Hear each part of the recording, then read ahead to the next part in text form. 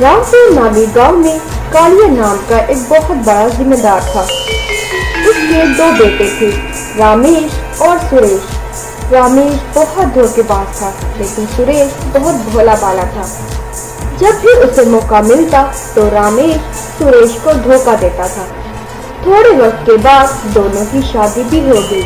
रामेश की बीवी का नाम था सुखली और सुरेश की बीवी का नाम था चिंटी। एक दिन कालिया,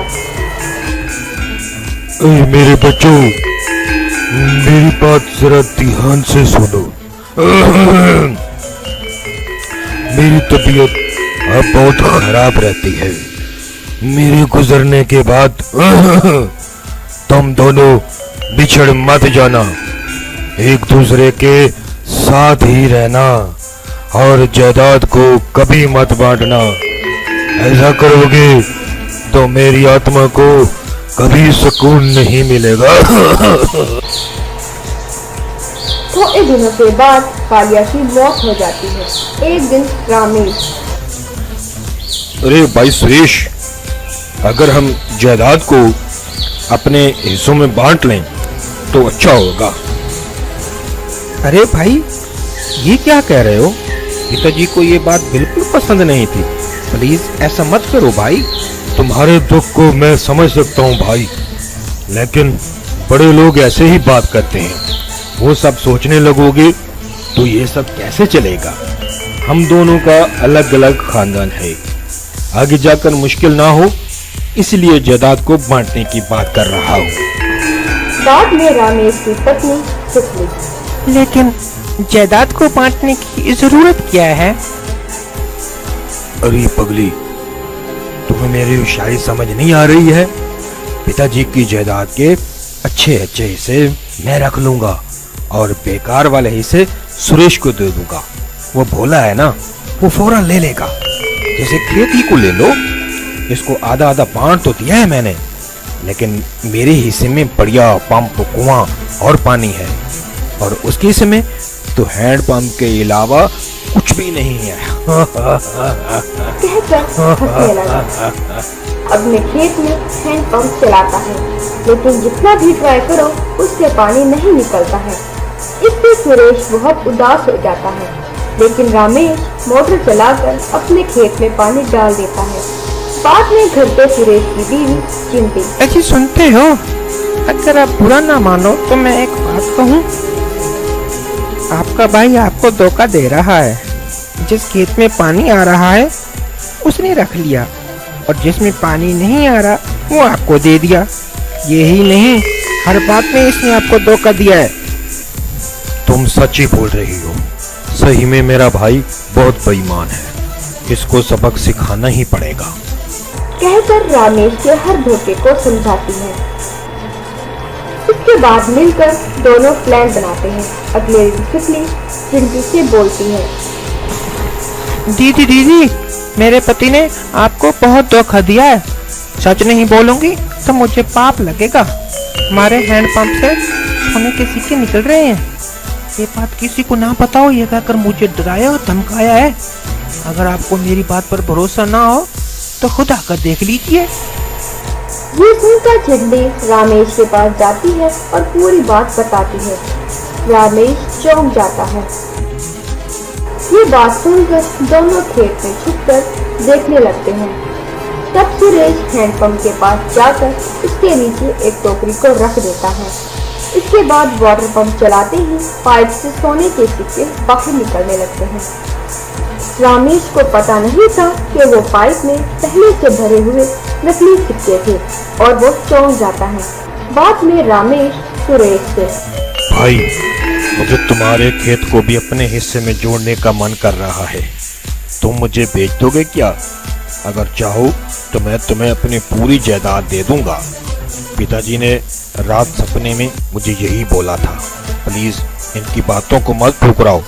ये लो, पूरी जायदाद के पेपर मैं तुम्हारे हवाले कर रहा हूँ। ठीक है भाई, जैसे आपकी मर्जी। ये मेरा खेत आप ही ले लो। बाद में रमेश और उसकी पत्नी ने हैंडपंप चलाया और ढेर सारे सोने के सिक्के टोकरियों में भर लिए। उसे एक गाड़ी में लेकर सोनार के पास ले गए। वहां दुकान में रमेश, यार सेठ देख, तुम्हें सोना बेचने आया हूँ। देख कितना सारा है, तुम्हारी औकात है क्या ये सारा खरीदने की? तुम्हें देखकर तो यही नहीं लगता। एक काम करो, तुम अपने दूसरे सोनार साथियों को भी बुला लो, सभी मिलकर सारा सोना खरीद लेना। रेट का फैसला करके सभी को बेच दूंगा। चलो चलो, शाबाश, बुलाओ सबको। वैसे बहुत सारे व्यापारी दुकान के पास आते हैं। एक सुनार एक सिक्के को लेकर उसे पत्थर पर घसीटता है। तब पता चलता है कि पूरा सोना नकली है। तब रमेश को पकड़कर, अरे क्या बे, हमें बेवकूफ समझ रखा है? नकली सोना बेचता है और इतनी बड़ी बड़ी बातें भी करता है। तो दोस्तों, इस कहानी से हमें ये सीख मिलती है कि हमारे पास जो कुछ है उसी में ही हमें खुश रहना चाहिए। सुंदर स्नूर कार्टून नेटवर्क। एक वक्त की बात है कि रिंकी नाम की एक लड़की छोटे से गांव में रहती थी। कुछ अरसे में उसकी शादी शहर के अच्छे घराने में हो जाती है। रिंकी अपने ससुराल में बहुत खुश रहती है, लेकिन एक दिन, अरे बहू देख, बाहर कितना अच्छा मौसम है, मेरा पकोड़े खाने को बहुत मन कर रहा है, जरा किचन में जाकर गरम गरम पकोड़े तो तल कर ला, तेरे हाथ का जायका तो चखूं मैं, अच्छा खाना बनाती भी है या नहीं। हाँ माँ जी, मैं अभी बनाकर लाती हूँ आपके लिए पकोड़े। इतना कहकर रिंकी किचन में जाती है और पकोड़े तलने लगती है।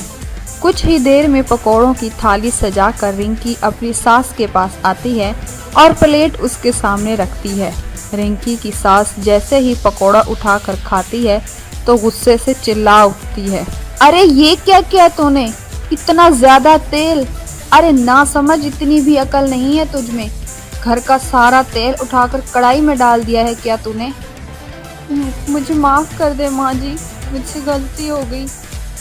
अरे मैं तो पहले ही अपने बेटे की शादी गांव की लड़की से करने के खिलाफ थी।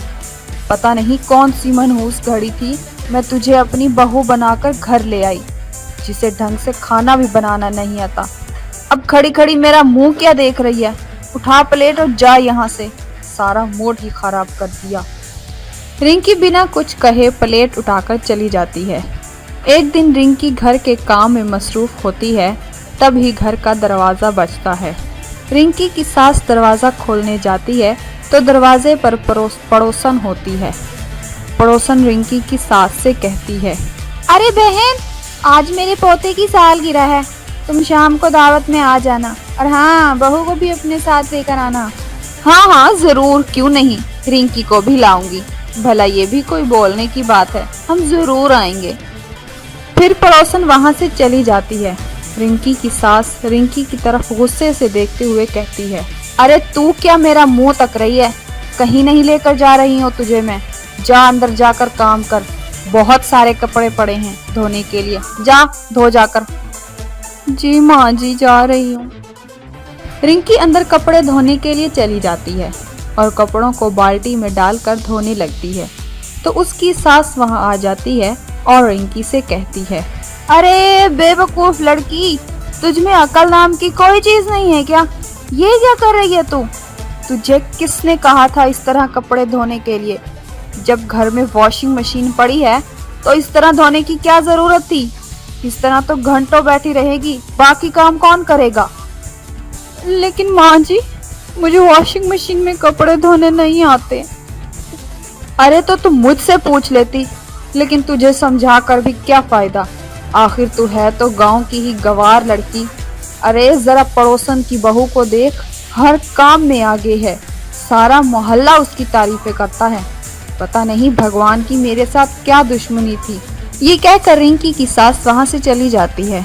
शाम के वक्त जब गोगी घर वापस आता है तो बहुत उदास होता है। माँ उससे पूछती है, बेटा क्या हुआ है, तुम्हारा मुंह क्यों लटका हुआ है, क्या कोई परेशानी वाली बात है, उदास क्यों हो, तुम्हारी तबीयत तो ठीक है ना। क्या बताऊं माँ जी, पिछले कुछ महीनों से दुकान में बहुत नुकसान हो रहा है। दुकान का काम बढ़ाने के लिए मैंने कुछ कर्ज लिया था, वो भी वक्त पर नहीं दे सका। अगर यूं ही चलता रहा तो दुकान बंद करनी पड़ेगी माँ। इतना कहकर गोगी वहाँ से चला जाता है। देखते ही देखते कुछ अरसे में दुकान में इतना नुकसान होता है कि दुकान बंद करनी पड़ती है और वो घर बैठ जाता है। रिंकी अपने शौहर की हालत देखकर काफ़ी परेशान हो जाती है। दूसरी तरफ रिंकी की सास भी बुझी बुझी सी रहने लगती है और कर्जे की चिंता में दिन रात परेशान रहने लगती है। एक दिन लाला जी गोगी के घर आते हैं।